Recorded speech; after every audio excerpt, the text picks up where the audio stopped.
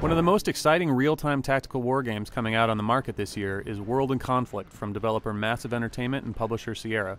It takes a very non-traditional approach to this type of game by ripping out resources and base management and pushing players to focus on tactical decisions in a fast and explosive arena of combat. World in Conflict was developed as a multiplayer game, and it shows. Ditching the standard type of matches, Massive has gone for an approach far more familiar in first-person shooters. Players can drop in and out of games as they participate on teams where players take a specific role, much like the classes in a game like Team Fortress.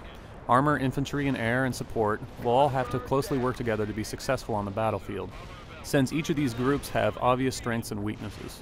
When a multiplayer game gets going with two coordinated teams, it's one of the most excellent multiplayer experiences we can find. Inexperienced players will take a while to catch up to speed, but the game is friendly enough to first-timers that they should be able to jump in and start being successful fairly quickly while they learn the ropes. We're expecting this one to become a huge tournament success for the emphasis on team play. While the multiplayer may have been the focus for Massive from the start, single player wasn't left behind. They've done a terrific job presenting the campaign via several avenues. You'll find a couple of excellent CG cutscenes for mere eye candy, while art slideshow cutscenes will give a better insight into some of the interesting characters in the game. Alec Baldwin also narrates loading screen briefings that reveal more strategic nature of the conflict, while impressively directed in-game cutscenes do well in both setting the tactical scene and developing characters further. Taking many of the mechanics from multiplayer, including the Battlefield-esque strategic points, Massive was able to create an exciting 14-mission romp across the US, Europe, and Russia. There's a varied amount of objectives and plenty of opportunity to try out all the different roles in these situations, which will really help prepare players for the multiplayer.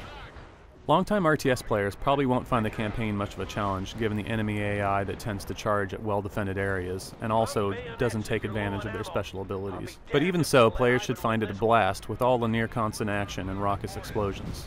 The visuals in both the single and multiplayer stand out with highly detailed units, large environments, and some of the most awesome weapons effects we've seen in strategy. With physics on the debris from exploding buildings, detailed water and cloud effects, and excellent ground scarring from weapon impact, this is one of the craziest and most dynamic war environments we've seen. Those with computers to run everything on high detail, which we did using a Core 2 Duo, 2GB of RAM, and an 8800 GTX, are in for a treat. Even if you need to pop the detail down to medium for mid-range computers, World in Conflict still looks pretty damn good. The game does support DX10, but those of you without Vista or a DX10 card can get nearly the same experience. Only cloud shadows and visible light rays are noticeable in the DX10 version compared to the DX9. Massive Entertainment has really done an amazing job creating a fun and friendly tactical action game in World in Conflict, with a well-presented and fast-paced single-player campaign and a brilliantly executed multiplayer experience.